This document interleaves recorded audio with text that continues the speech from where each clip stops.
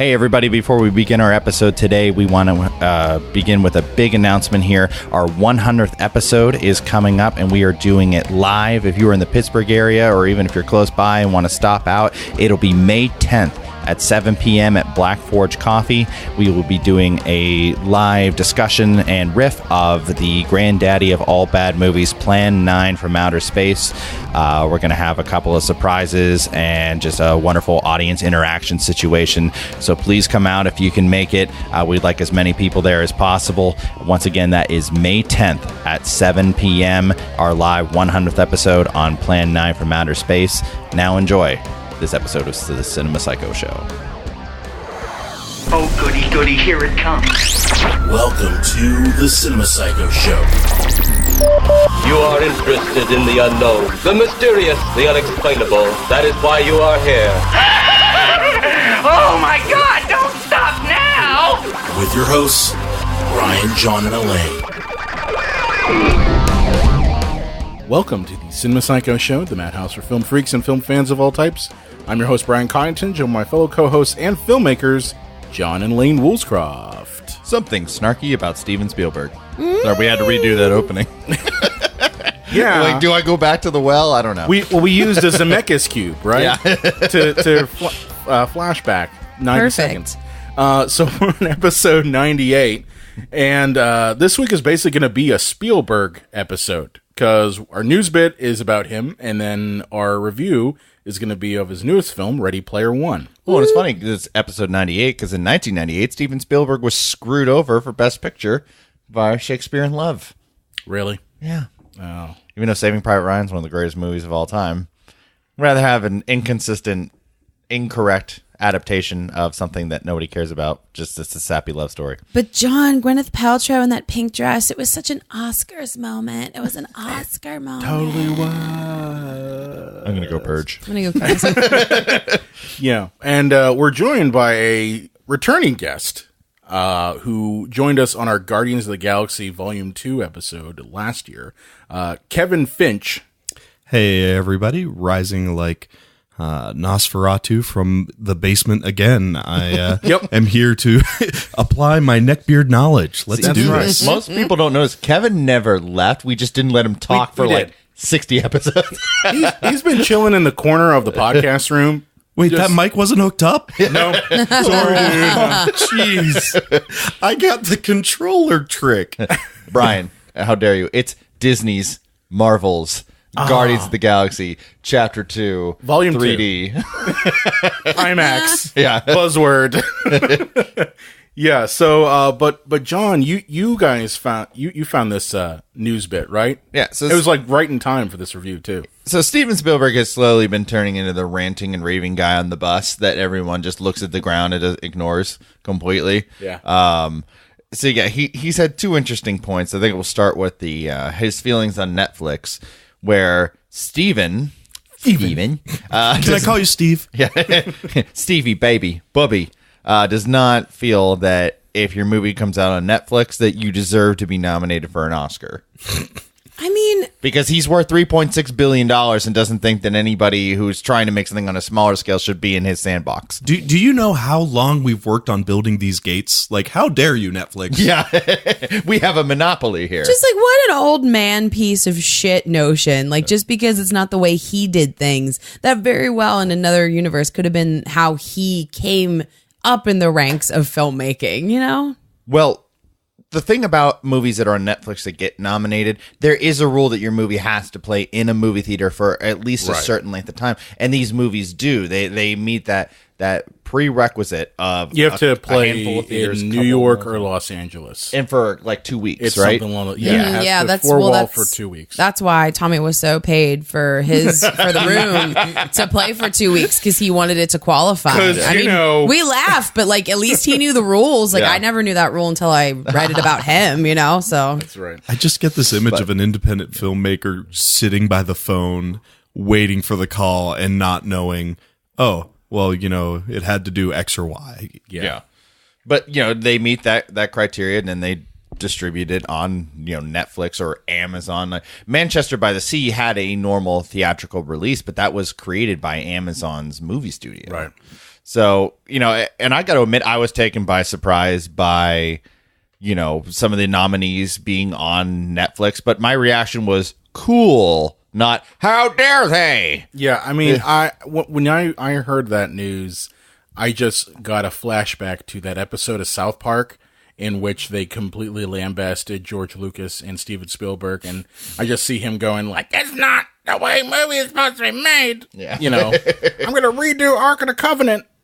Well, in that episode, it's weird. They made Spielberg the real villain, and George Lucas was the conflicted, like, I don't know. Which I feel like is not the case in real life. This is improved history.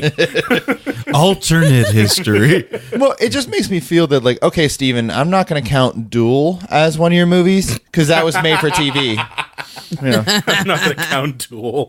Well, no. This is one of my movies. I don't know. It played on TV, dude. It wasn't. It didn't have a theatrical run, so it's not a real movie, Steven.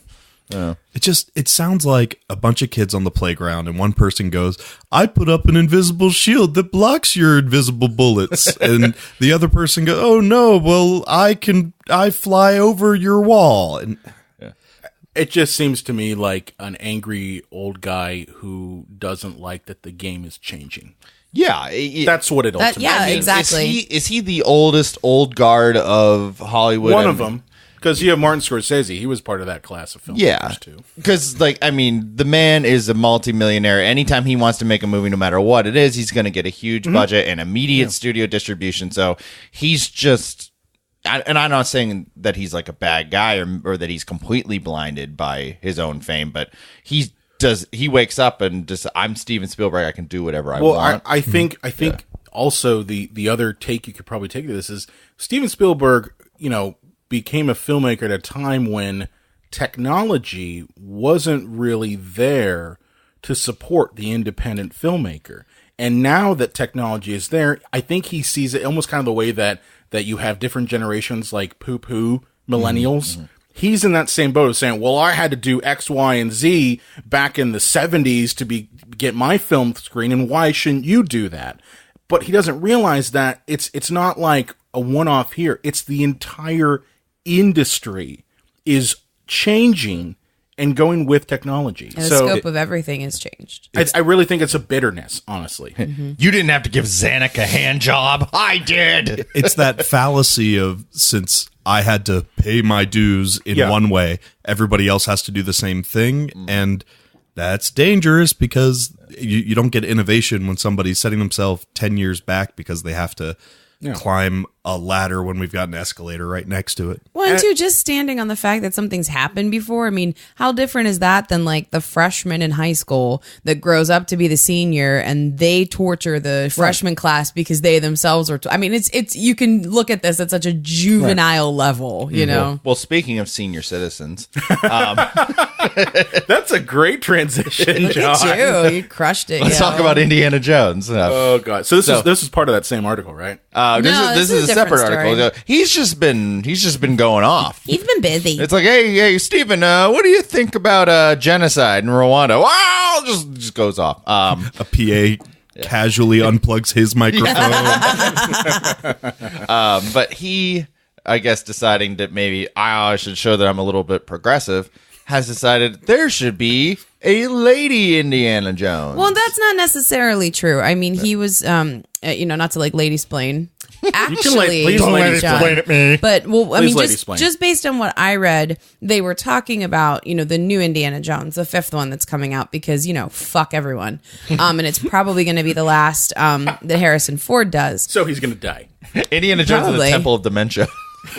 Yes. Oh my God. Brian almost spit coffee everywhere. John, that was evil. Can't do that. That was amazing. Dr. Jones belongs in a museum. I belong in a museum. Oh my God. But yeah, so they were just talking about it, and then they were, obviously saying like where the franchise would go next, because also fuck you.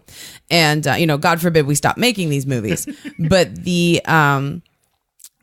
but they were saying that he would be okay with a woman doing it. It wasn't really his idea necessarily. Thank you for the blessing. But then he said like some of the stupidest things I've heard. Like she'd have to be Indiana Jones. I'm sorry. Is your name What? Yeah. You don't change the last name, you idiot. right? The dog was Indiana. Come But on. I mean, like, I want a new director, Steven Stacy Berg. see, guys, like this is why, like.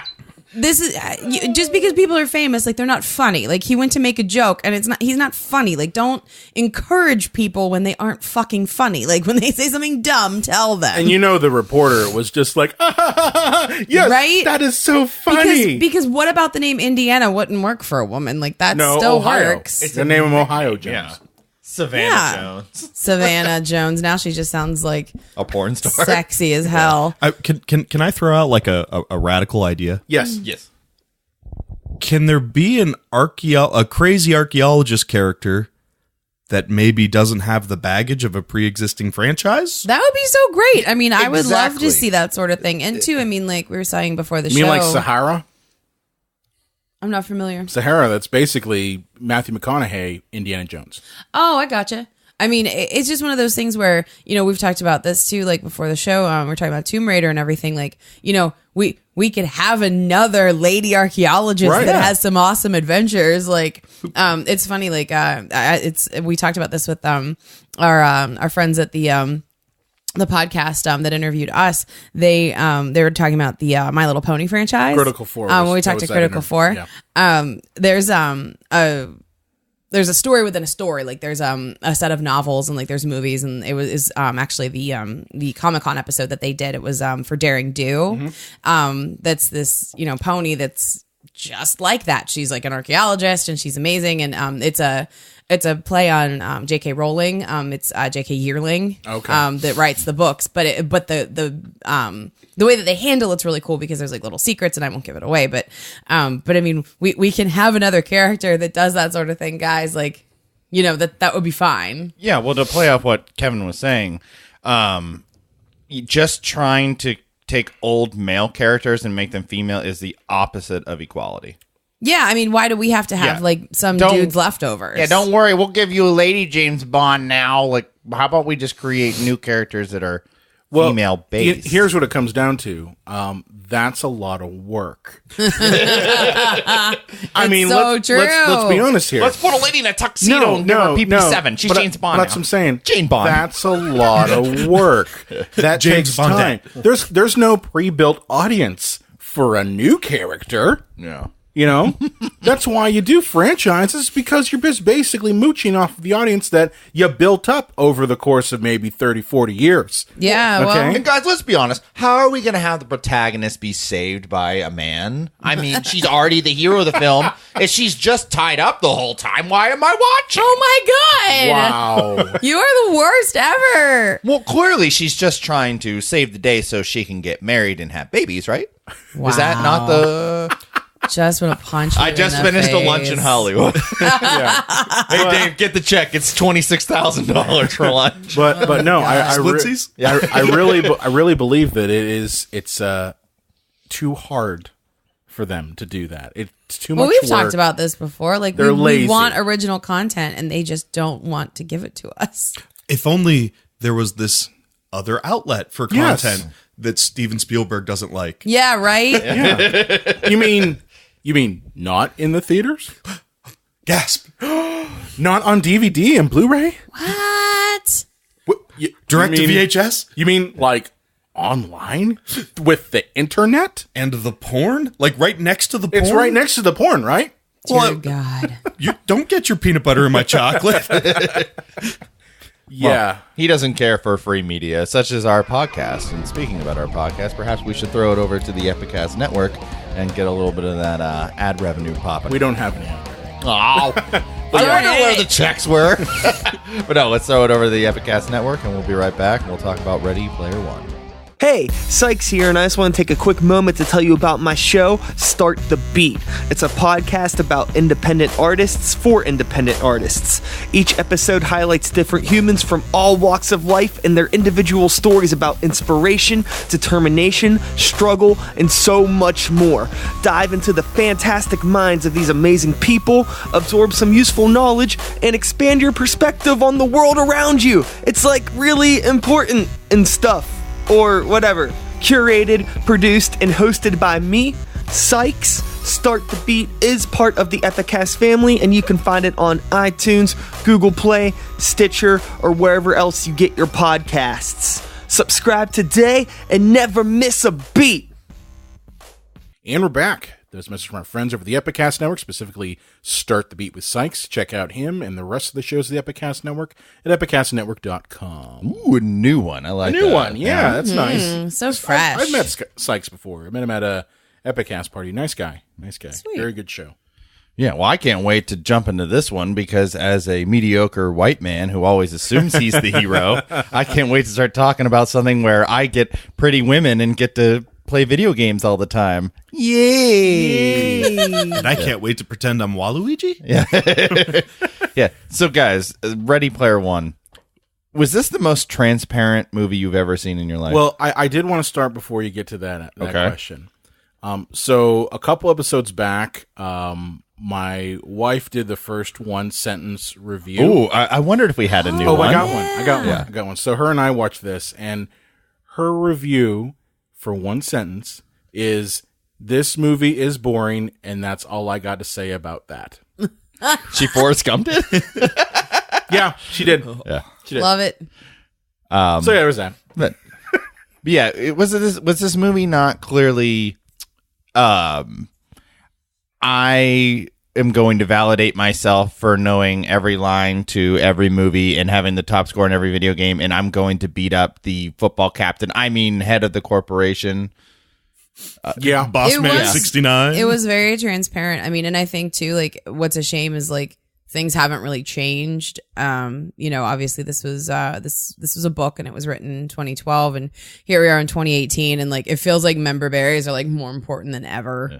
And that was like hard to sit with. I felt that this movie was basically the climax of the member berry orgasm that we've experienced over the course of a number of years. To be fair, it does wear that on its sleeve. It comes out and says, "This is the member berries movie." I'm not necessarily saying that's a bad thing. I'm just saying, like, over the past couple years, everything has always been, let's try to pull as much nostalgia from the 70s and 80s as much as we can, and, throw this in there. Oh, remember this reference? Remember this? And this just kind of was like, you know what? Fuck it. We're going to make a whole 2-hour and 20-minute movie that's going to be nothing but jacking you off in your member berries. But this movie takes place 30 years or whatever in the future, and they're referencing Alien. Yeah. Now, I know that they're still making those movies now. Maybe they never will stop, but I don't think that would be like us referencing movies from like the 40s. Like, oh man, I'm so happy to be in the Oasis. Let's do How Green Is My Valley. Well, the way I look at it is, you got to figure that in this world, pop culture kind of stopped at where we're at now. Right? Like that's the whole idea, is that... See, I was wondering that. Are they suggesting that there's no new media that is because of the Oasis? So, if I can weigh in with some of the book stuff here, like just to kind of knock the elephant out here. There was a book before, and the book in the form that it was in was basically unfilmable. Now, how do you say it's unfilmable? There are mechanics within the book, such as word for word reciting a movie. So a character is put into the movie and they get points for reciting the lines perfectly. Okay.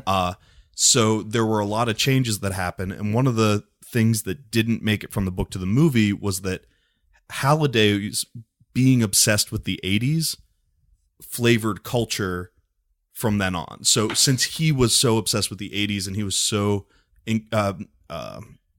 such a huge part of creating this new culture, that flavored everything, and people maintained that. And since people were looking back into the 80s for the clues, everything just kind of became this derivative evolution of the same stuff over and over again. Okay. And that's something that So Halliday's the bad guy. I mean, depends on how you feel about the 80s. Now, see, now I thought it was because the author was completely self-indulgent and was born in 1972, so he would have come of age in the 80s and just decided that everything that he liked was what would be popular. Lane, I think that's exactly right. Hence the snarky tone. I know I'm right. Yeah, because Ernest Cline, he was the author, and he's 46 now. So like the 80s would have just been like his shit. Emotionally, he's 12. Maybe. and he built that into like. I'm not saying that's wrong because clearly, but I think his choice to do that in the book is influenced by. I don't you're saying. think it's a bad thing, and I think that's a big thing I want to get across. Is I don't think that the main pretext of Ready Player One being basically a nostalgia orgasm is a bad thing. Yeah. I just looked at it as, at least for me, the way I watched it was that maybe after the the corn syrup famine, and all these dystopian things that really they wanted escapism, and the only time they could think of that was without all of this stuff, barring the Iran-Contra issue and maybe some Iraq, rose-colored and a bunch glasses. of other stuff that they viewed the 80s as kind of like this haven for pop culture. Oh, I mean, even look at shows like Leave It to Beaver or anything that romanticizes the 50s or romanticizes the generation that you weren't old enough to realize the shitty things, right? It's every 30 years or so. The generation that you were a kid in, honestly. You know, I mean, there was shit that happened in the 90s that, I wasn't really aware of at the time because, I was still a kid in the 90s. Yeah, it's hard to think about the Iran-Contra when you're playing Contra. Exactly. No, you're absolutely right. Well, for me, I mean, I kind of had a problem with the idea that it was so 80s focused. Like John said, I thought it was really transparent. I thought that was very distracting because for me, like, I could follow the thread of like, okay, well, this guy grew up in the 80s that wrote the movie. So this is what colored everything. I mean, it seemed kind of selfish and self-indulgent to me. And also, I mean, there wasn't a lot of great female-focused media in the 80s. I mean, main female characters didn't exist. And if you were, like, the secondary character, you were either, a hooker that had the women in the store be snobby to you, or, you helped out Indiana Jones and you were pretty but hard-looking. I mean, you know what I mean? Like, there was really nothing, much for women in that kind of pop culture. So I feel like making this society... this new society, if they're so centrally focused on 80s culture, like that almost is a step back from where culture is now. Well, it's funny that every character, once they step away from their avatars, is to some degree like, modernist thinking ahead. Like it's they're mostly female or people of color or Asian, except the lead character, who is once again this writer just sitting there with his Red Bull and his Airheads just saying like, you know what? I'll show you, Dad. I'll show you everybody who picked on me at school. There's a reason I know every word of Temple of Doom. Yeah, there's a reason I've been waiting for this moment my entire life. Yeah. And it's weird because the references like stay so centrally focused. I just thought it was so odd because I thought originally that the book was written in the 80s. Like that's why I had said that earlier, because there's no reference in, and I'm assuming like in the source material, and then not in the movie either, of any other evidence of pop culture. I mean, like, say what you want, but like there were some significant things that happened in the 90s from a pop culture standpoint. I mean, they do mention Quantum Leap. GoldenEye. Yeah, they mentioned GoldenEye. I mean, a game that like every dude I know played, but not exactly a universal reference. You know what I mean? Like, but I mean, too, love it or hate it. Like Titanic was a huge thing. Now, of course, that's not going to be in a Spielberg movie because it's Cameron. But do you know? I mean, there's no Terminator. There's like, but there's other shit that could have been referenced, and it made it feel like a really small world to me. The Oasis felt so small to me for that reason. You have to understand that legally, there's only so much that they can represent on there, mainly because of licensing issues. And it's weird because in the book, it was. And I promise I won't preface everything within the book. That's okay. I want to know more about the book because I think it's an important part of this episode, They explicitly say the 80s are the important time period for all of the things. And so every reference is specifically like 75 to 89, 91. And so it's weird to see other things in the movie. Oh, okay. So like there were Overwatch characters, there were like all Halo, Yeah, I saw just that. Nightmare on Elm Street, Chucky.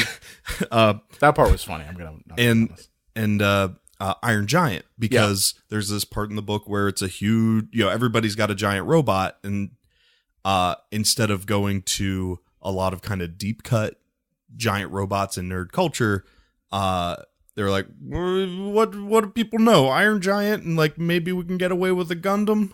I'm surprised they didn't pick a Transformer. Is that a dollars issue? Is that a It probably is. Spielberg Yeah. talking I mean, to Bay? Well, it's the Well, they had GoldenEye Teenage thing. Mutant Ninja Turtles, It- so in their Yeah. current iteration. Yeah, it's the GoldenEye thing. Like nobody's favorite first person shooter or multiplayer game is GoldenEye. Like you might have be most nostalgic for it, but there's no way that that they had improved these games that you're not going to have a one you prefer more later on. But they sat around a boardroom and said, "What is the most recognizable game we can mention that almost everybody will say, oh, I at least know of that game." Grand Theft Auto. Slappers only, member slappers only. Maybe. Yeah. So yeah, they riddle the movie with, what will people know? They don't want to go too deep. And on that note, I think the movie shines over the book because a lot of these references do so much better as a, oh, hey, look up in the corner. Do you see that? And not explicitly going, his favorite game was this popular way of playing GoldenEye. Remember? And like you can feel them looking at the camera. Yeah, I heard that the book wasn't exceptionally well written. Yeah, it was because again, all of those little things in the background had to be called out in the book. So it's like, and as he walked by, 3 people dressed like Akira and somebody riding the the Harkonnen dropship from Dune. Remember the Harkonnen dropship? Yeah, that was really cool. Blah blah blah. Gotcha. So it's written by a vapid, shallow man with like a 6th grade writing style. Are you putting this person on the wall? He's pretty pissed. Jesus Christ, Pretty, man! pretty mad. You didn't even pay for the ticket. Like you would use Yeah, dude, we have Movie Pass. It was awesome. Lane, you're gonna get that free. Movie pass Listen, thing if they before want it's to pay too for my long. Movie Pass next year, I'll keep saying it. I mean, it's true. I'm not just saying it. But this movie, I mean, obviously it was very entertaining, but it was like eating candy for dinner. Right. Like it's great in the moment, but then you have a stomach ache afterwards. Yeah. Like it gave me a headache a little bit. Like there was just too much most of the time happening or going on. Right. One of the things that I thought was interesting about this movie is, my barometer is always, am I checking the time? Am I tired of watching the movie? And there's some movies, that are my favorite where it feels like it's like been 20 minutes. And when I can feel the movie start to wind down, I'm like, no, like I want more, for this, like, I agree, John, like, kind of like eating candy for dinner. Like it seems fun and it is fun for a while, but then after, a little bit, you're like, I don't know, like a salad does sound kind of good. Like, when you're barfing up the Starburst rainbow, it's like, well, Yeah. do we want to go and give a little bit of a synopsis of Oh, the yeah, movie? 'Cause maybe yeah, we should haven't do even that. really done We've been that. just We've talked talking about it the in themes. abstract. So yeah, as generically as possible. Everybody lives in kind of a slum future. It's like Children of Men without substance, and there are babies, and drones delivering Pizza Hut pizza, making it great. And everybody gets their entertainment through this virtual world called the Oasis, where you can apparently be anybody and do anything. And there's like a casino planet, and there's all these different worlds you can patch into. And it's just this giant world of escapism. The creator of it, who is an interesting guy, let's not forget to hit on him in its own discussion. He dies. Halliday. Yeah, and apparently it's $1 trillion enterprise that he wants to give up to somebody that can find his Easter egg, which, if you don't know what that is, there's like something hidden in a movie or video game or TV show that you have to find. It's called an Easter egg, and he's hidden one inside of his world. You have to find 3 keys. Once you find those, you find the egg, and once you find the egg, you run the Oasis. You get all the money, and you have complete control over it. Is it fair to say 1 part Willy Wonka, 1 part Matrix? I actually viewed it as a couple different parts. I viewed it as 1 part Willy Wonka, 1 part Goonies, 1 part Citizen Kane. Okay. The Rosebud moment. The whole I agree. backstory with Halliday, that is completely Citizen Kane right there. And this is a pivotal moment in film history as well. Yes. I mean, the whole plot of Citizen Kane is that, Kane's dead, and you find out his life over the course of the movie through flashbacks. The only difference is instead of flashbacks, we're basically getting, a chase type thing, the race to the 3 keys, and by trying to get these keys, you have to look at different aspects of Halliday's life. And Chucky's in both. And Chucky's in that too. Yep. So, so I viewed it as 3 parts with Citizen Kane thrown in. Look, I Chucky, can dig that. tell us, what does Rosebud mean? Oh, fuck, what the Chuck? Well, I mean, who do you think was in the room that heard him, right? Like, it had to be Chucky. Yeah. That's the only only explanation. That's right. But so, we join our white, nerdy male protagonist. Wade. And, How Was it new? Wade Williams? Wade Wyatt. Wade No, Yes. Wade Watts. Yeah, and when you're in the Oasis, like, you are an avatar of yourself. Sorry, Cameron. And most of the people that he meets are avatars, and they don't live near him. He's never met them in person. He doesn't really know what they look like, just whatever character they've created in this world. And they all start, him and his buddies all start trying to find the keys because they're trying to beat a megalomaniacal corporation who wants control over the Oasis. Again, that's Slugworth. That's Goonies. Because this game has been out for 5 years. Like, no one's been able to crack it. It's that hard. Right. Yeah. So our heroes want to beat the football captain to the prize. Yeah. And this was actually kind of I don't know, maybe I was the only one that thought this, but these people in their avatars with the anonymity and hanging out in this like virtual area, it kind of reminded me of the early days of chat rooms. Yeah. Where I don't really know because I never did this, but like you could create like a really strong persona for yourself and like hang out in like Star Wars chat rooms like a fucking nerd. Hey Lane, ASL. Yeah, right. Remember that? ASL. But that's kind of what it reminded me of. Like obviously in a really high tech, awesome, like I can just virtually go to the virtual beach kind of way. But just that anonymity and too of like you don't tell anybody who you are on the internet now. I mean, of course, like Hey internet, send me a car. yeah, like Zuckerberg has like made it impossible for us to not know who each other is. But I thought that was maybe not intentional, but it was a throwback for me of those days. Nowadays, Zuckerberg already knows your ASL before you've even asked ASL. And he knows how to advertise to your ASL. That's right. But I couldn't help but feel during this whole movie that Halliday and the Oasis were the villain. They have complete control of everything. They have a monopoly over everything. There's no new entertainment being created, and everything is just recycled from what he liked, and he controls everything. So I dig that. I dig that perception. My counter to that is in a world that actually is shitty. So in the movie, we talk about like a couple apocalyptic style events. Some corn syrup Apparently, we can't have cherry Coke anymore. Oh fuck! And the world is kind of falling apart. And they make a point pretty early on. It's like, rather than fix it, we try to make this fake world even better. And so in offering up that fake world, it's kind of a entertaining ourselves to death situation. But there's that moment of it's some sort of cold solace in a slowly dissolving world. I mean, it's a drug, isn't it? Yeah. I mean, I didn't view Halliday as the villain. I viewed him as misguided.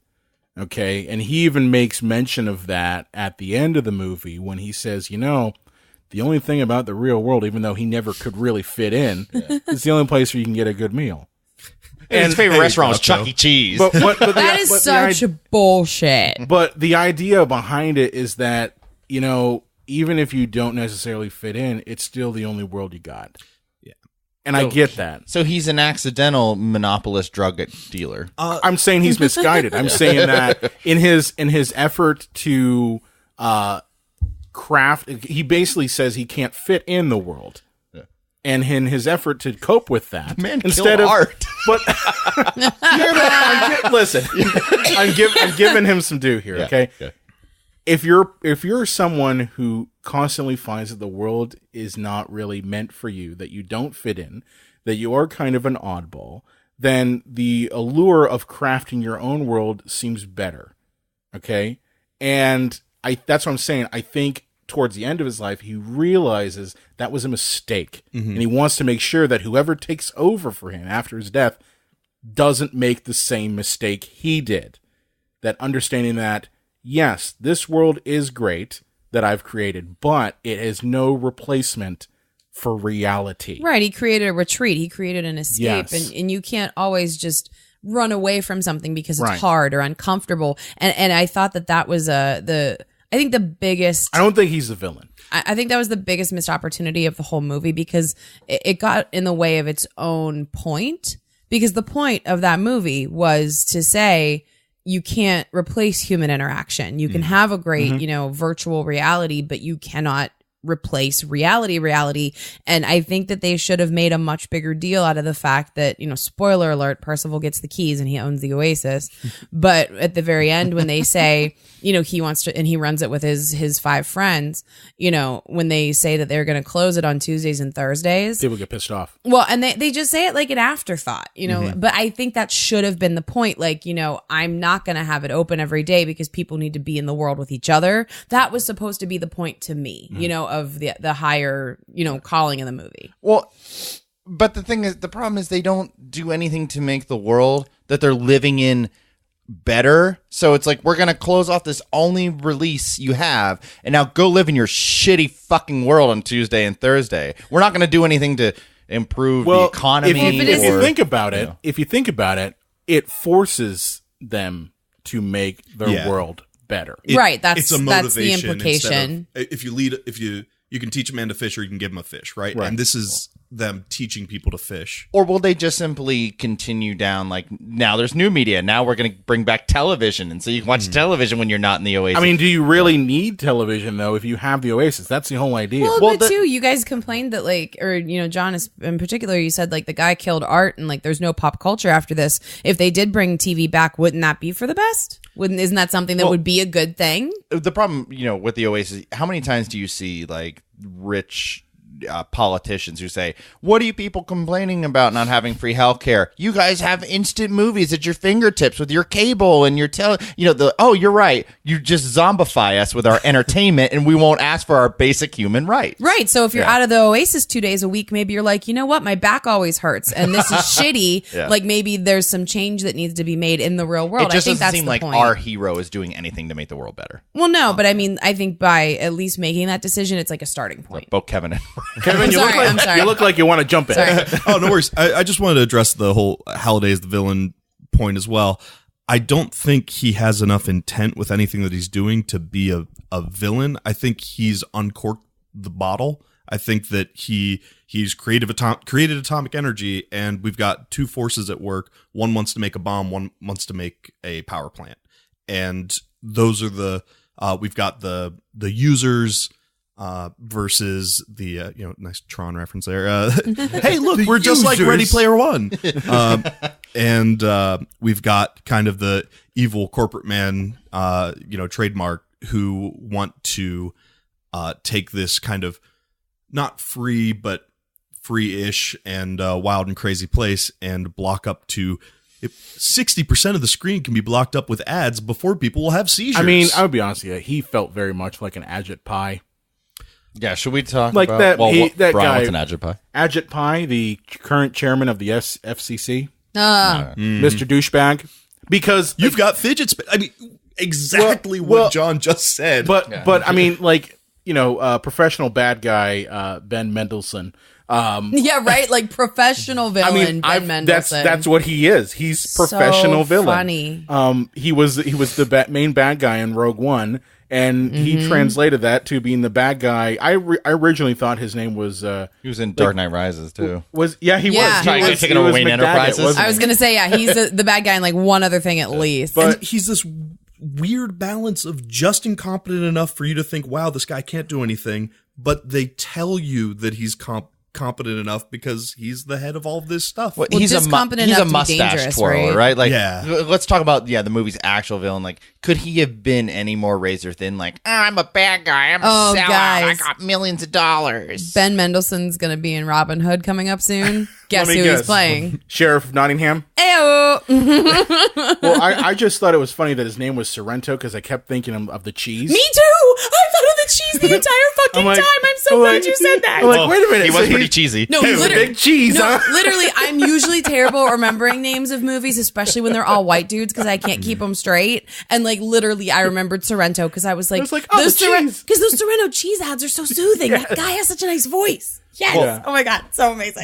But he basically was Ajit Pai, the current FCC chairman, because Ajit Pai, when he announced that he was rolling back net neutrality regulations that his predecessor had put in, he did this whole thing where he posted a video of himself, you know, basically saying, "Oh yes, you can still video game, and here's my giant Reese's cup. Oh, that see, guy. I get the pop culture, and You can tweet a lightsaber. You can tweet a lightsaber. what?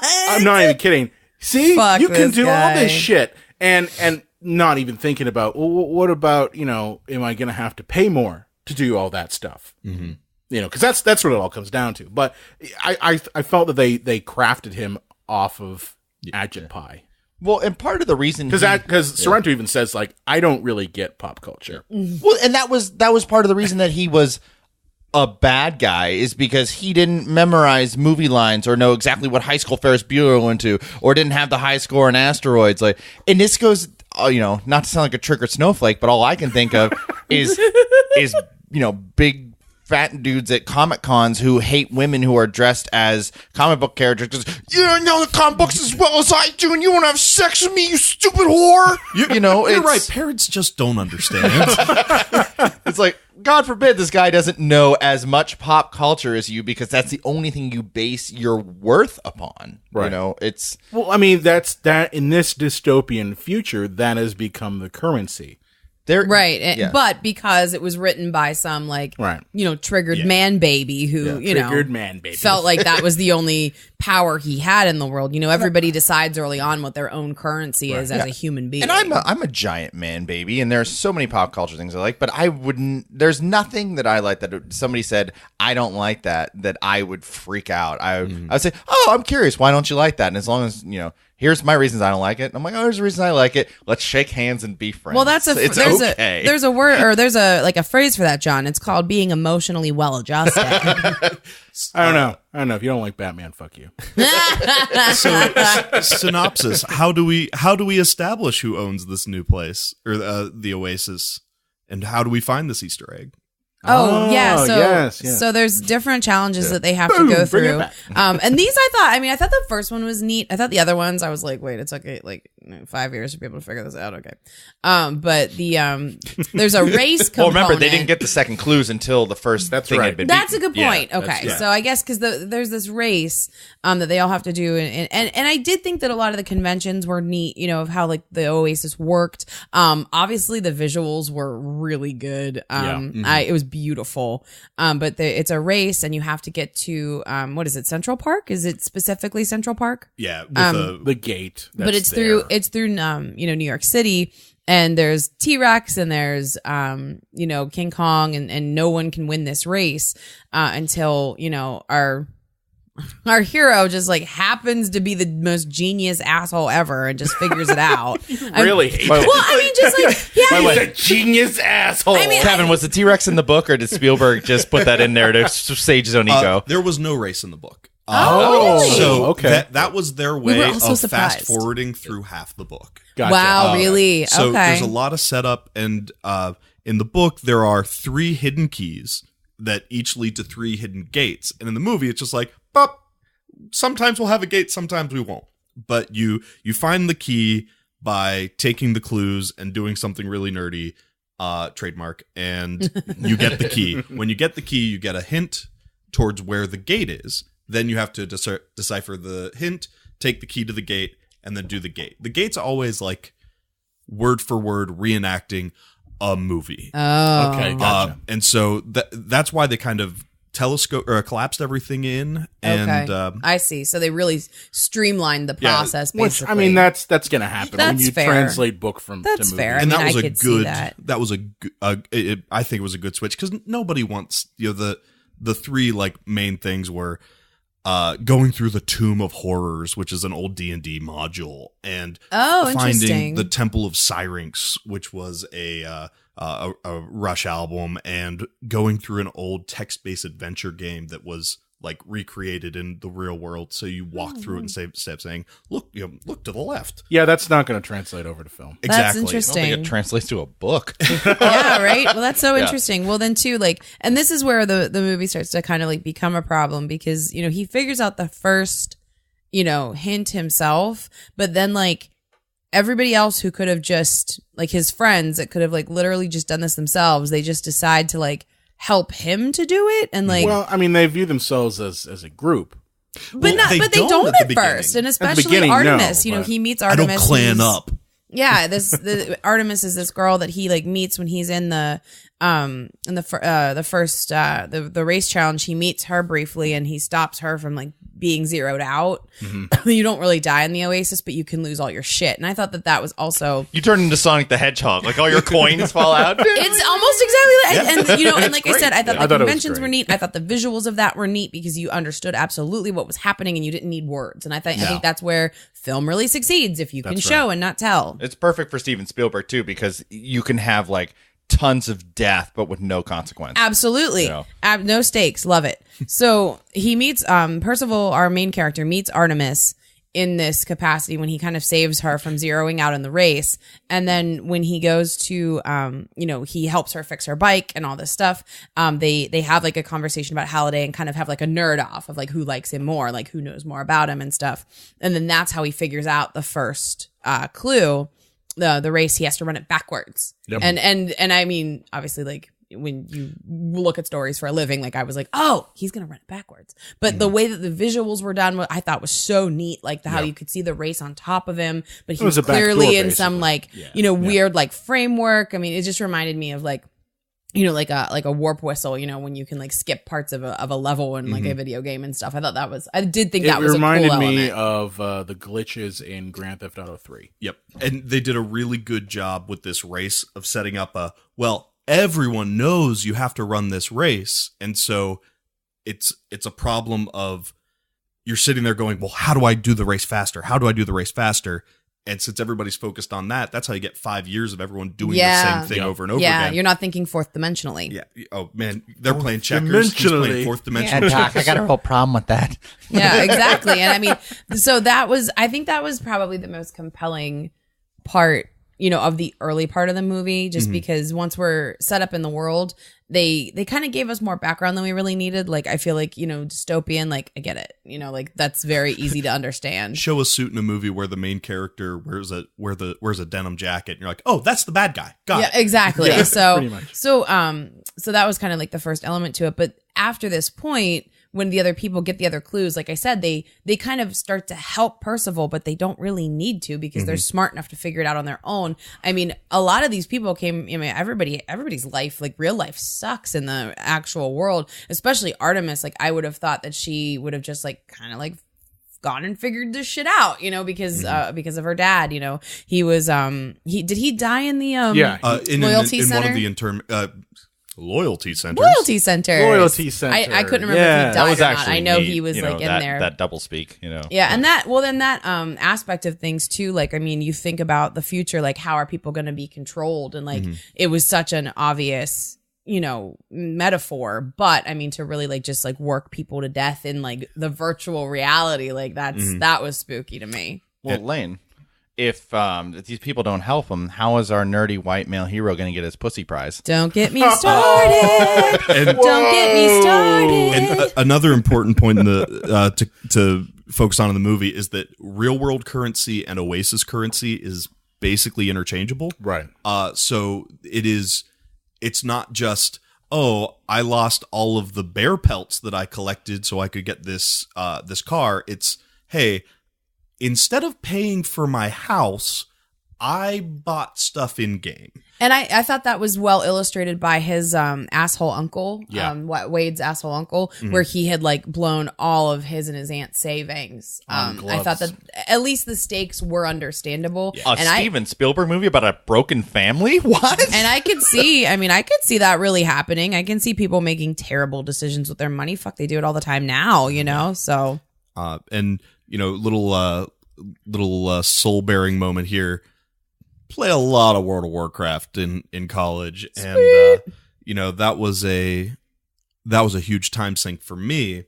And with this movie touched on a lot of like really big points for an escapist and someone who like is familiar with, you know, massively multiplayer online role-playing games. And I mean, it doesn't have to be WoW. It could be RuneScape. It could be Final Fantasy, whatever your poison is, like being able to just turn on a screen, go in, be someone else, and seeing that translated to you could be even more like somebody else and all that. And escape even further, you know, I mean, not even be aware of your actual surroundings in favor of the virtual. Well, it's part of the problem. You know, somebody has described like Mark Zuckerberg and people of his ilk, they're just drug addicts in hoodies.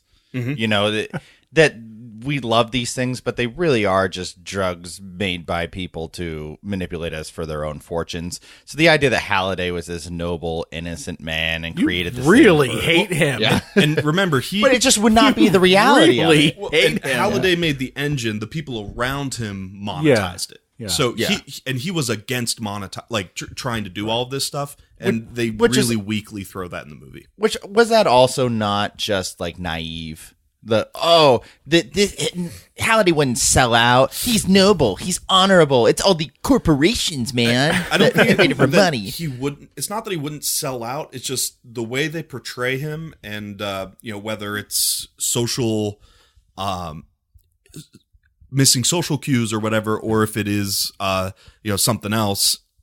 It's clear that he was making stuff. He was a dude in a room with connects. And I think that that's understandable too. Like, you know, someone who is very brilliant getting caught up in the you know, the process and maybe not its implications. Tesla. I could see that. Yeah, I could see that.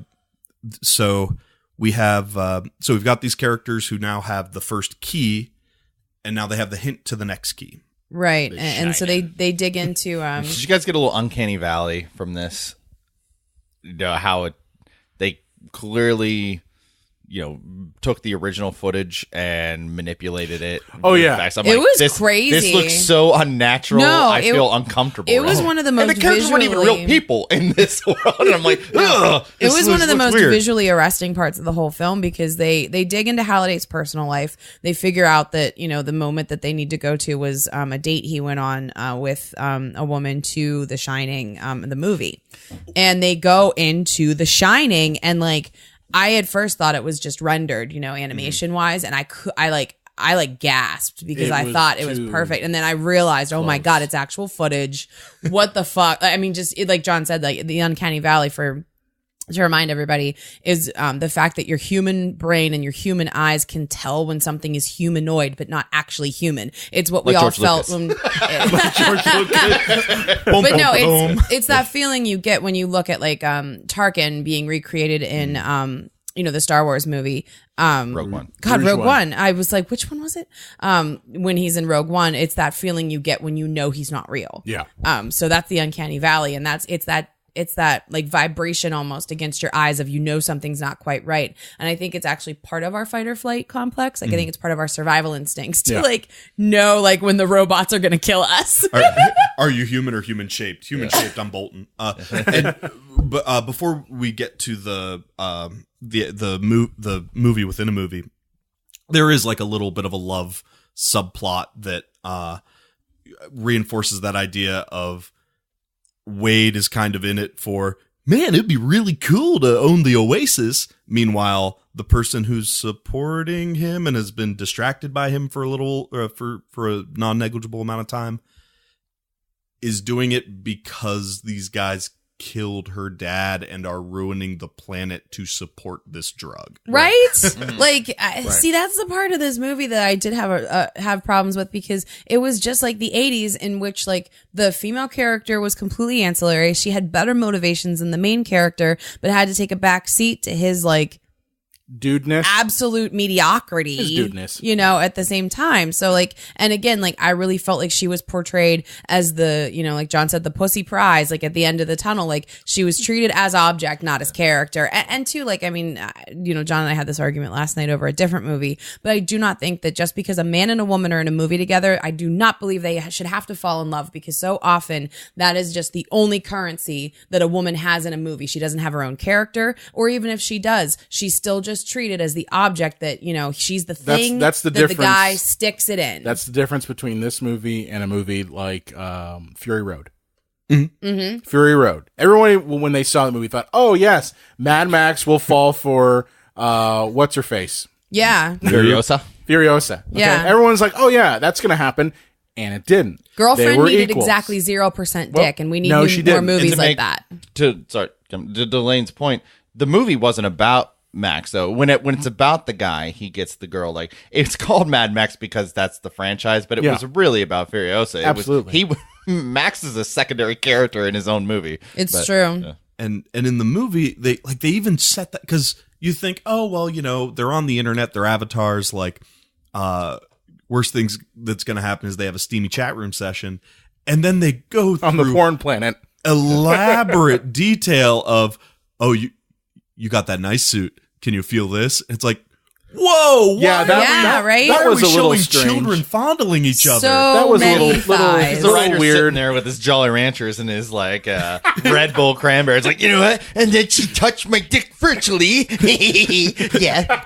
colon reaches down, And she's not colon. a big fat old dude. She is super hot, just like her avatar. She just and has she likes that, me for she who I just am. has that weird birthmark that really isn't any sort of bearing. The discount hot chick. And again, I think it's so clear that we put like what a woman's currency is. She loves the Oasis. You know, her real name is Samantha. Her avatar is Artemis, but she loves the Oasis and she hates the real world because there's a birthmark on her face. And I won't speak to the experience, you know, of having some kind of, you know, I don't know, otherment. Like, I'm not going to call it a disfigurement, because in the movie, yeah, she has a birthmark over her eye, but she's still fucking gorgeous. I was going to say, that you wasn't can be really beautiful and have a birthmark. And that like wasn't I said, really think much of a Gorbachev big deal. eye patch. like, and I would never speak to that experience, because that's not my experience. She had the Kylo but just Ren like, type but just birthmark. making this character seem like she's damaged in some way just Yeah. because her countenance isn't perfect, I thought was so stupid. It's the paint covered overall and glasses, you know. Right? what I mean? Like, she has a ponytail, like That's the right. digital equivalent of a ponytail. But that's his way of justifying, like, as a writer, I want a hot chick,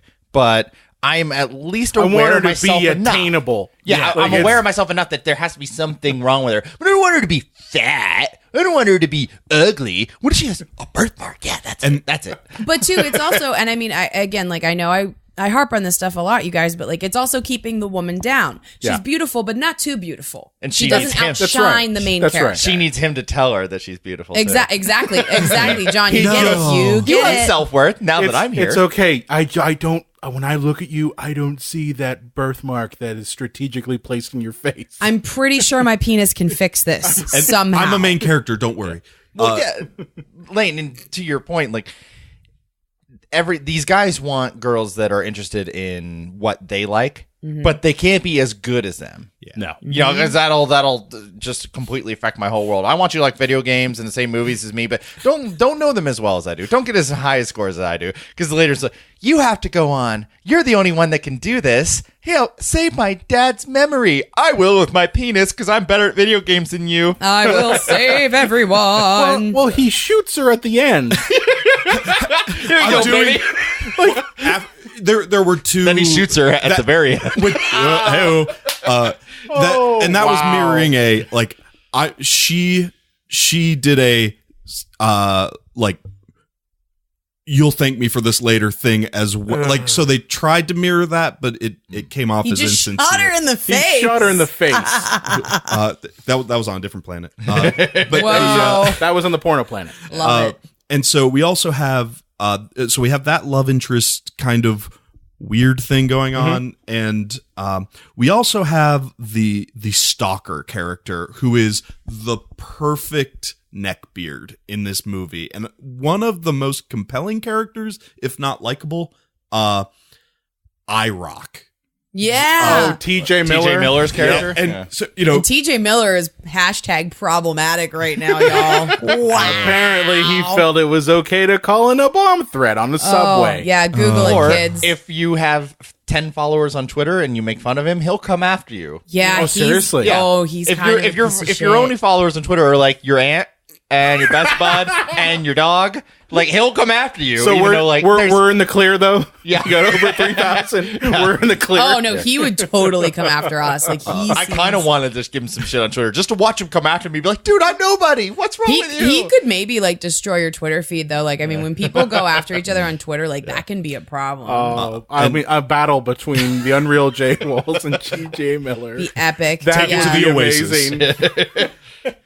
so we're introduced to this character as the hunter for the bad guy. So he's Right. the mini boss, and he's trying to figure out Wade's secret identity. I mean, kind of real world, that sort of thing. world persona, so that they can have a more permanent solution. They can go make some murder. Yeah, like straight up, we're gonna kill a kid so that we Murder can win is a video peace. game. Well, when you put it like that, And like this character comes on, big imposing character, super edgelord, skull torso, and he comes over and he's like, man, I got this crick in my neck and I just can't. And it's the perfect, like, using Juxtaposition. using the avatar to be as edgy as possible, but you can't back it up with any sort Right. of performance. Oh, that's a cool take. Yeah, absolutely. Like you can look as badass, and you can literally have a skull for a fucking torso. But like at the end of the day, like you're just the same asshole you are in the real world. That's and, amazing. And it was just, he's a very minor character in the book. I like what they did in the movie. To bring him more to the forefront. Yeah. Yeah, that was pretty cool. And I mean, come on, his name's IROC. Like that, Right? That is super neckbeardy, like I'm the best. Like, oh my god. so IROC as the car. They're like an 80s muscle car. It was Oh, called the see, I IROC. thought it was like a pun. Okay. It was another 80s thing. Okay. And I see. so can we briefly touch on the motivations of the villain? Because Besides mustache twirling and like just general cheese. fuckery. and cheese. Jeez. Well, the problem with, I understand that when you're in business, you want to make as much money as possible, but they're already a $1 billion corporation. They already have zillions. everything that they want in this world. They're one of the few people that have a great life. What motivation do they have? Let's be honest here. This is a very two-dimensional villain. There is He's not much captain to of the it. football team. He's captain of the football team. Everything about his He storyline was is- really he's- thin, too. His motivation is, I want more money and I want to control the Oasis. That's it. That's what I'm saying. This pulls a lot from like the villains in the Goonies. His being the bad guy also puts him in a bad situation. Like in universe, being the bad guy puts him in a bad situation because all of these people that are hunting for the egg hate IOI, the company that. So there's also a perception of if one of our heroes, if a neckbeard gets it, then oh no, since they hate us, they're going to put our company out by Or their solution too, IOI solution too, is to buy them. Buy them off. Yeah, he tries to buy them off. yeah.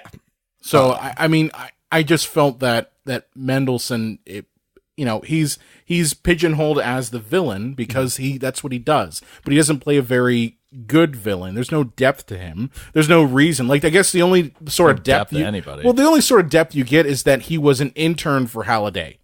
And he doesn't shoot And Halliday was at a the end of the dickhole. movie. And Halliday was a dickhole. Hey, I want to learn more and be a good part of your corporation. Give me my coffee. You don't play asteroids. Well, he was basically saying that What if we do a premium what package? if we do a premium package and make some money? I'm not doing this for money. Give me my coffee. Yeah, it was so clearly like a plant, of like how Right. we're supposed to feel about everybody. He's not going to sell out. He's doing it for the art and for the video game of it. He's like one of us. This guy wants to make money in his stupid suit. I hate you, Dad. Wait, what happened? I hate you, Dad. And then his avatar, like everyone else's avatar, is something goofy. He's just Reagan. Yeah, Yeah, he's right? like Lex Luthor and Superman combined. You know? It is. No, it really is. Like, I totally buy that. With these, like, goofy ass, like, blue eyes. Like, it's so weird. And so, like, they do a really good job of setting him apart because all of the IOI employees have to have kind of stock models, so that you know, it's a very they're all trying to get the egg too, stormtrooper thing, pretty much. Yeah, basically. And so we go from we go into The Shining, and there's this development from Halliday that he didn't ask his gal to a dance, who then winds up marrying his best friend, the only other human contact he has. Yeah, which was Simon Pegg. Can we mention this? Simon Pegg with an American accent. Yeah, completely wasted. And it ruined everybody's life, the accent. And why Kevin's fanning himself. He has the vapors. What would it have made it any difference? Because they started an He's from American Portland. company. I mean, he was American.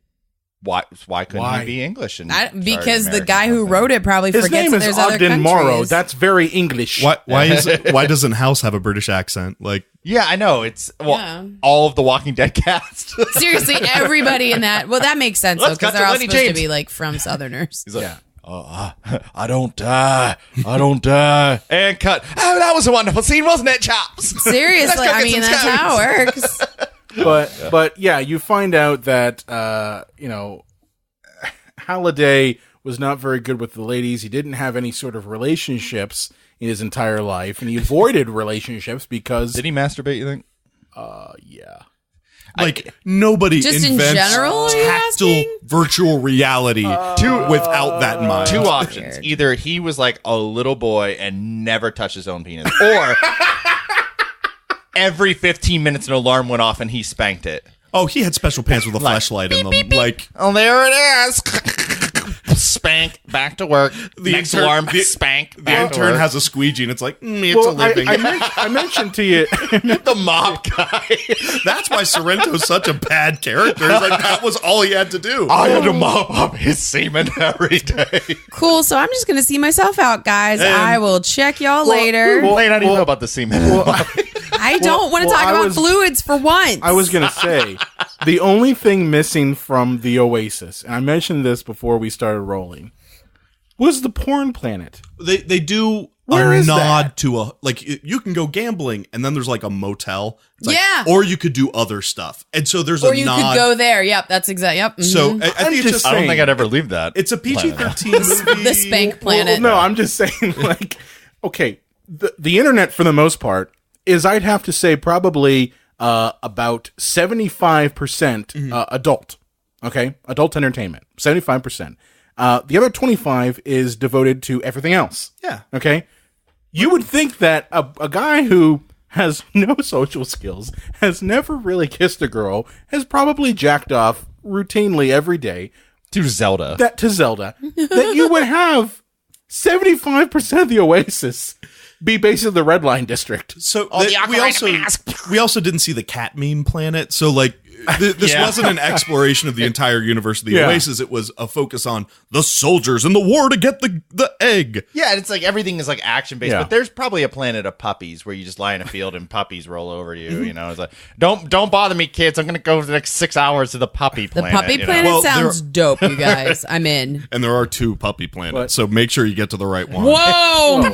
But anyway, so Halliday's biggest regret, one of his biggest regrets, is that he missed his chance with his partner's future wife, who he refers to by her D&D name. Yes, and that you find out that the date they went romance. on, she wanted to go dancing, and his response was, "Well, let's just go watch The Shining," because that's like not self-destructive of your date at all. Yeah. To be fair, the first movie I watched with my wife was The Shawshank Redemption, which is not exactly a romantic flick. That's amazing. Hey, but at least you picked one of the greatest movies of all time. It is one of the greatest movies of all time.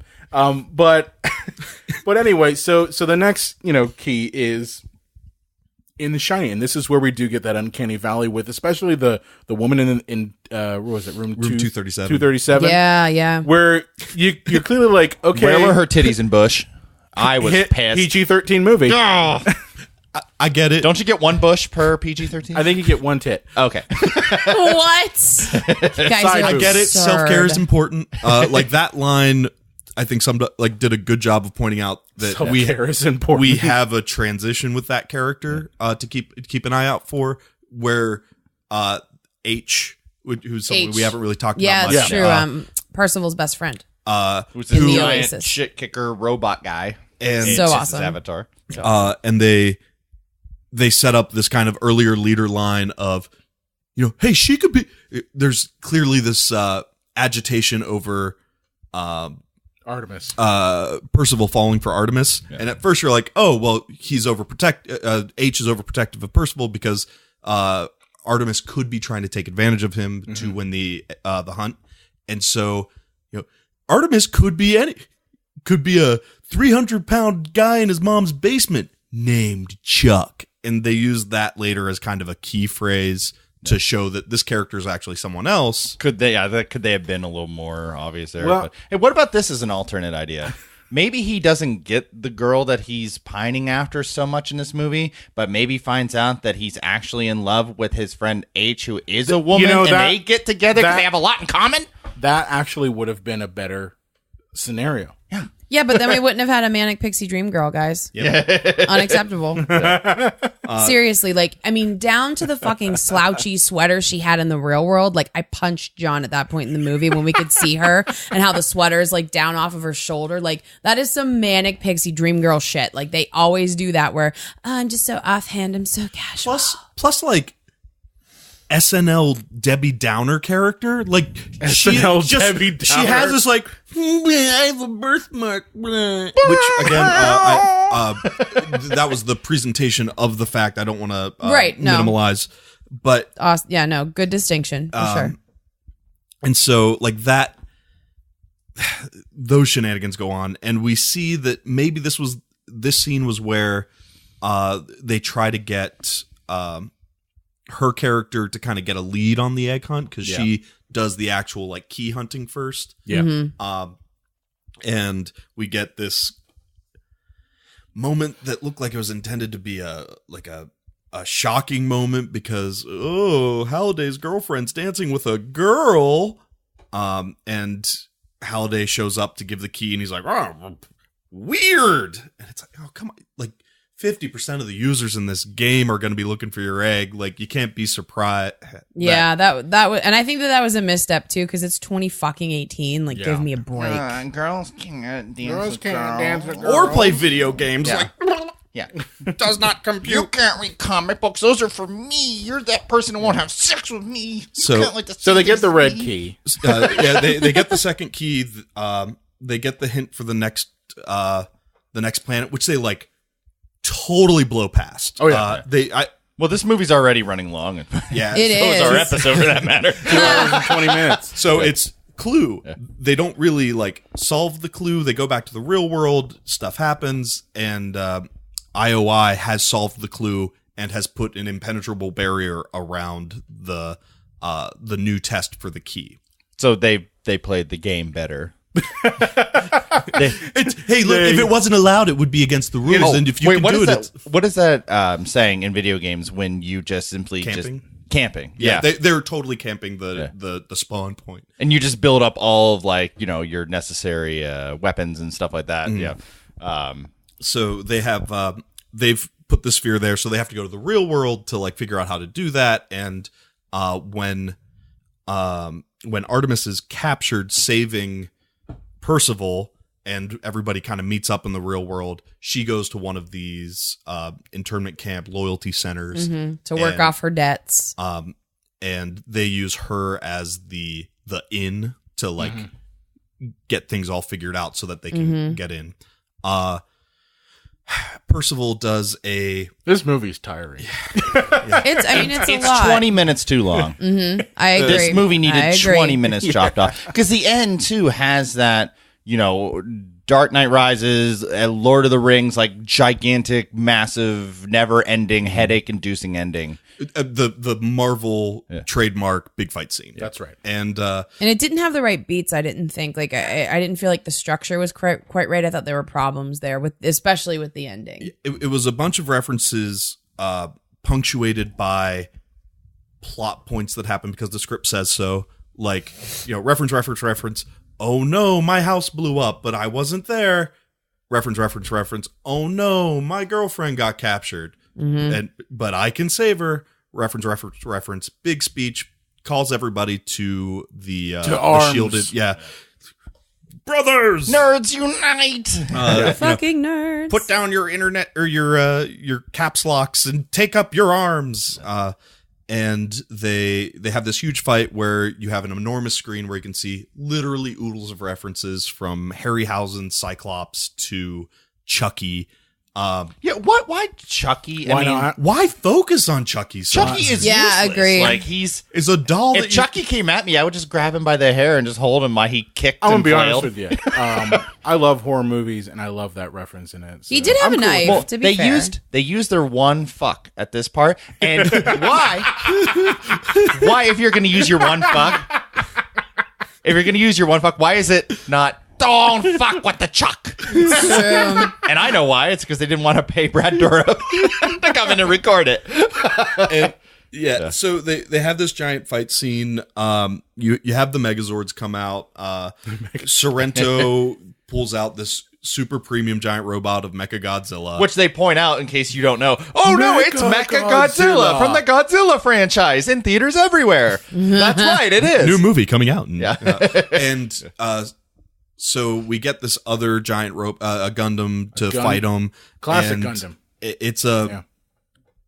They fight, get the shield down. Heroes are working on being victorious. But this is where that timing comes in weird because there are so many little peaks and little valleys in this giant fight of, oh, well, now we can get in. Oh, no, we can't get in. But now we're in. Oh, no, this happens. But, okay, we're past it. Oh, no. He's gonna destroy everything. Yeah, that I didn't quite. I was like, what the fuck? Okay, before we get back, can I take a few steps back? Was anybody pissed off about the Iron Giant? No. There's your Terminator reference. Yeah, there was a Terminator reference. So they got the Terminator reference in as he did the thumbs up as he went into the... There was no I am Superman. If you're gonna have the Iron Giant, you need... I am Superman. Or get Vin Diesel. He loves nerd stuff. He would just do this. But Iron Giant is a symbol of peace. I'm going to kill myself instead of being an agent of death. Mm-hmm. Yeah. But in this movie, he's killing everybody. An agent of death. The bridge was a good, you can use these giant robots for, to help progress things. Yeah. And I liked that he was the bridge because they could have just had him go up and, punch IROC. Right, but he's helping them get across.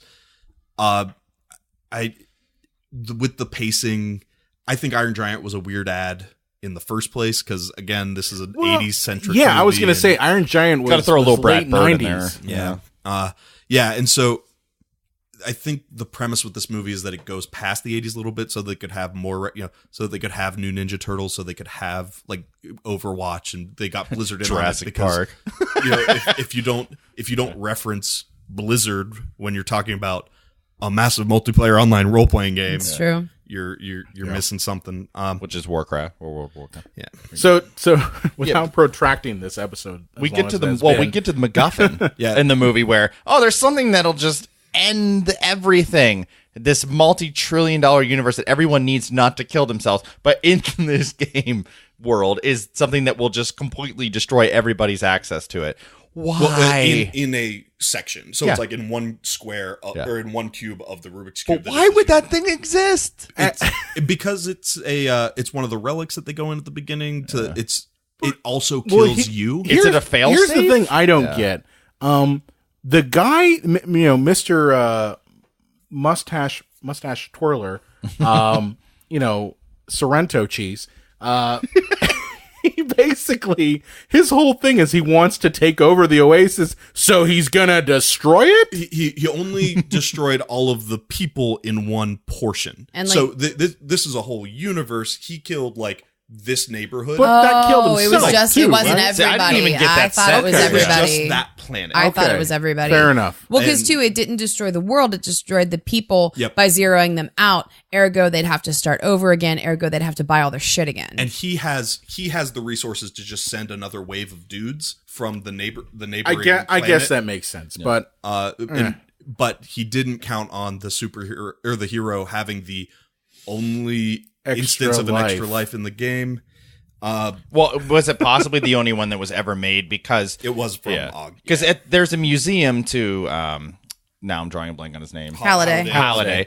And there's a robot that will take you to wherever you need to go to learn about him. That robot is Simon Pegg, his former partner. He kind And we don't know that until the Yeah. end, but it is.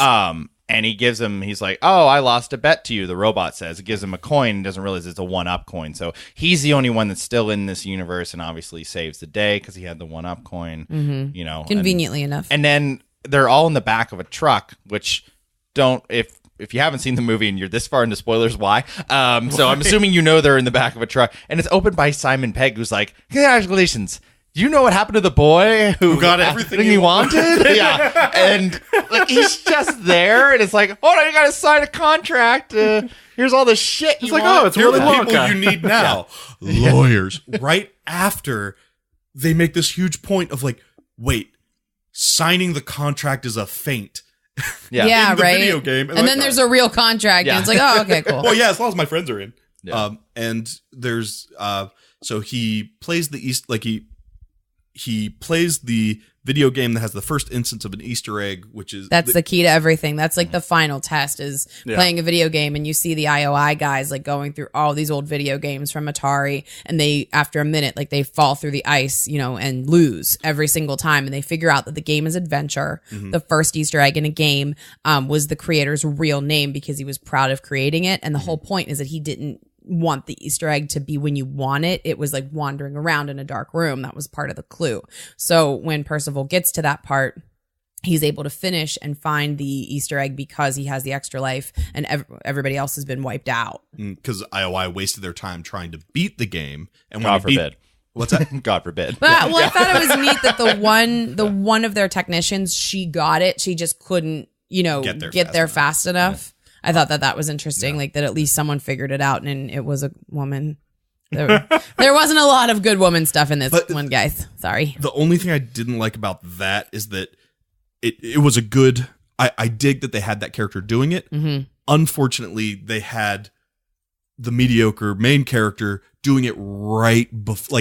He's doing all these things right before her, and so now it takes the power away from that, and it's now yeah, she's narrating him doing it. She's not ancillary. getting it. Mm-hmm. Yeah. Well, I mean, that was kind of like the movie, but so he gets it. There's one last little gotcha. He passes the gotcha, and he's like, "Oh, thank goodness!" And we go to an attic in the '80s that has all. This is very confusing. So just hearing us talk about it, I'm like, wait, what? It makes sense in the movie. And the attic has an Easter egg of all of the books tests on the wall. So there's a poster to the D&D thing. There's a poster for Rush 2112. That's interesting. So it was kind of the clear. Yeah, we know, but so you'd have gotten a lot out of it because of seeing the book. There was a lot of visuals for you. and That's cool. It was reference overload to begin with, and then it becomes parsing out the self-referential stuff that is also I don't mind that though. I mean, the fact that you would have gotten more out of it, I think that's kind of cool. So is Halliday just an AI now? Is his consciousness in the computer? Is that what they're trying to say? That's what I kind of got out of it. I got that he had what he had programmed to be himself was so lovingly done. And in the book, they talk about him having some terminal disease and just shutting himself in. And so that's all that he was working on to get this done. So it's this ghost in the shell. At what point do we Turing test to, it is not discernible that this is a programmed AI or him because he was such a robotic person to begin with. And I looked at it as that is him. That's his. He was able to transfer his consciousness into the Oasis. I could see that. Now, I also see that, hey, when they make a sequel to this, it'll be The Search for Halliday. Ready Player 2. Because they kind of left that but they kind of left that question open. Like, and he says, it's like, are you really, is Halliday dead or are you him? And he just kind of leaves. So I'm like, okay, franchise right there. And they already said they're going to do a sequel to this movie. Wow. They did. That's a shame. It's not even a second book. Come on, guys. Yeah, it'll be Ready Player 2. It'll be Ready Player 2. Yeah, and so he gets everything he ever wanted. He even though the premise of the movie the whole time was, we're not except for the glass elevator. we're not going to clan up. We're not going to make a guild. We're not going to work together formally, but hey, let's not put labels on it, guys. But it gets to the point where he needs friends to run this, because if you run it alone, then bad things happen and you don't have the oversight. Or you just end up like Halliday. Exactly. And right. so they all get it, and they all live happily ever after, and he gets his the wrap-up's ridiculous. I mean, they literally just find like Sorrento and they just put him in cheese prison. Like they just grab him, and like it's so anticlimactic. He gets punched in the face. Yeah, he gets punched in the face, and they find out that his whole body is made out of cheese. He's so pliable. He's made of provolone. Well, hey guys, are you excited for 25, 30 years from now when this movie gets a soft reboot and we find out that this character has become just like the corporate overlord and thrown away all of his morals, but then comes and says, I will not be the last Ready Player One. Oh. And everything that they built this movie to make us happy, they just take a crap You mean on. like Tron? Maybe. Yeah, actually, now that you say it. Maybe. Yeah, I mean, this movie, it's a big piece of chocolate cake. No matter how good the cake tastes, it's still just sugar and flour and fattening I items. like it for what it is. Yeah. I'll be honest with you. Is it the best movie out there? No. No, it's not. Is the narrative good? I think the narrative actually is pretty decent. There are problems with it. It's so simplistic, though. But you take away all the flash, pop, and circumstance. Hero's journey deck. Right? No, like but I mean, that's what I'm saying. Is it follows a very traditional hero's journey, which is fine. You can make a movie like that. That's fine. Is it anything original? Not really. It's the same beats that you see in Star Wars, that you see in any of these sorts of movies where you've got one main protagonist that has to learn something at the end of the journey. While supported by a bunch of people who actually could have done it themselves. Exactly. Yeah. Well, the biggest problem with it, though, is that while I've heard the book is childishly written, you can view these people in your mind when you're reading a book and they can seem more human. Like I had a hard time connecting with these clearly digitally made creatures. Yeah. And it's like, oh, these are our heroes, but there's nobody really on screen. I mean, there were 10,000 things that were wrong with Avatar, but that was the problem with that movie too. But they didn't get the Fire Nation right, and but I'm not really seeing actual people, right? And how am I supposed to actually connect with anybody? Well, I mean, I never really had a problem with, mainly because, like, I kind of put it in the same boat as like an animated film. Yeah. So even though in an animated film there's no actual people in the movie, it's drawn characters or CG characters, I still can connect with them. Even like Toy Story, though, which apparently speaking only on an animation standpoint doesn't hold up, I can connect with Woody a hell of a lot more than I could any of these characters. I think what you're talking about, John, is that there's no depth to these characters. Yeah. Every character in this, for the most part, is two-dimensional. There is no real depth to it. Wade, we get a little bit because we find out his family life kind of sucks, but nothing else is really given to us in backstory. Yeah. And then his whole family just blows up. He's like, well, guess I don't have that problem anymore. Yeah. So, I mean, and that doesn't even make him interesting. That's just something that's happening to him. What I mean is, like, that is, I think the problem is that they give you enough dimensionality to make them not nearly as flat as, Sorrento cheese. Sorrento, by the way, if you want to give us free cheese, no, DM me on Twitter and I'll give you my address. Okay, so he's not near. They're not nearly as flat as Mr. Sorrento cheese. Yeah. But they give you just a little bit enough to make them a little bit pop a little more. But it's a far cry from really developed characters. I kind of view Wade in the same realm as Luke Skywalker in A New Hope. And that makes sense too, because he cares similarly little about his aunt and uncle dying. But that's what I mean, is Luke Skywalker in A New Hope is a flat character. And I know that's kind of blasphemy to say, but his character really isn't fleshed out until we get to Empire and Return. He never got those power converters. No. Yeah, I know, right? But that's what I mean. And everything. Powerful space That's what I wizard. mean, is there's not really much to him other than he's a whiny little brat at the beginning, and at the end, he's just a whiny little brat who, who blew up the Death Star. He did a few Who is things. the chosen one. Discovered the Force. So, I mean, that's kind of way I'm looking at Ready Player One, is we've only got enough information to kind of create some semblance of a 2D character, but there's no real depth besides that. Exactly as much as the focus group said they needed, so that they Absolutely. could say that the character That's exists. Right. So, I mean, it's just it was visually well done, I thought. I mean, it's Except certainly... for the real world stuff. The real world stuff was lacking. Yeah, I mean, it's certainly a good escape, I think, but, I think there were problems, maybe worth a red box in, but it was cool in the theater because the visuals were so arresting. Yeah. So I would say if you're gonna go see it in the theater, just because of all the audio and the special effects. Not everyone has fabulous movie pass. Just kidding. DM me on Twitter if you want to give me free movie pass. I'll give you my address.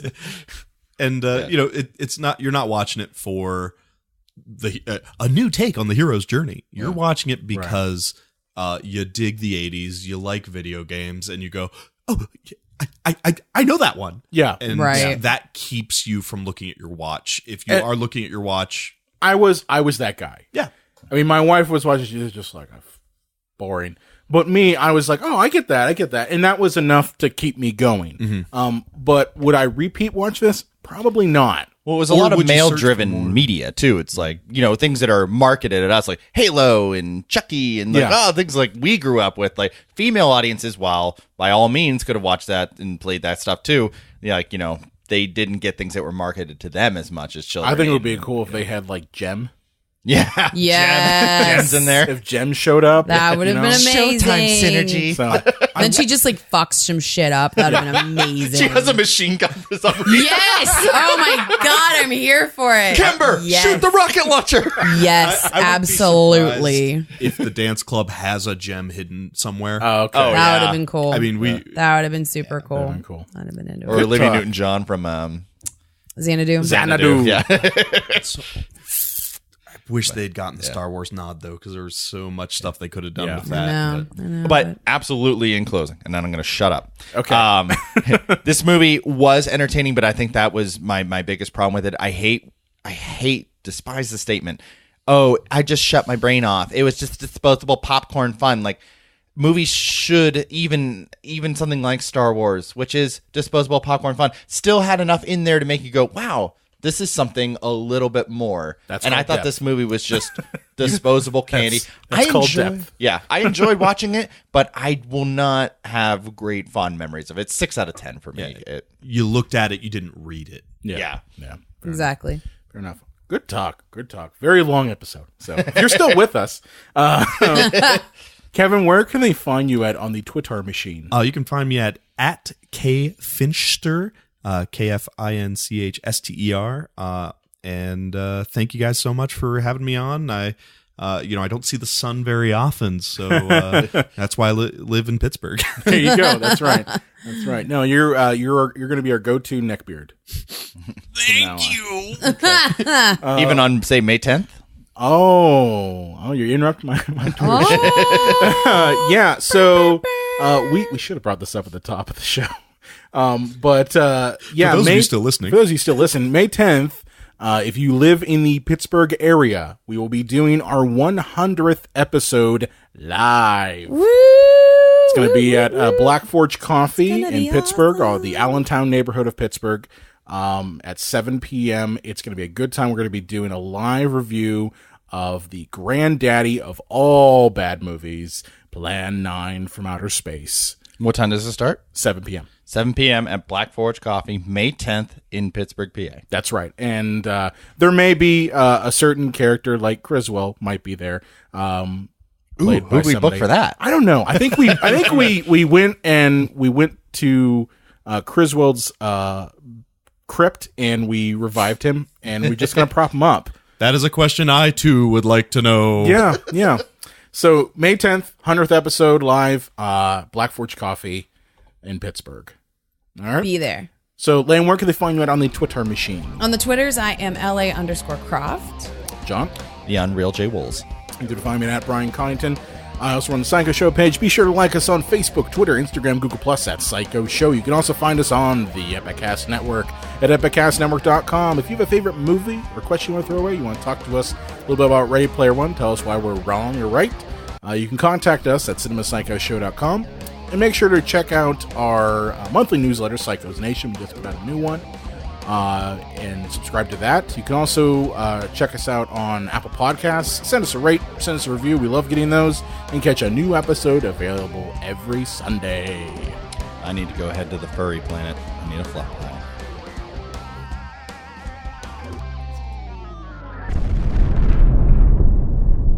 Epicast.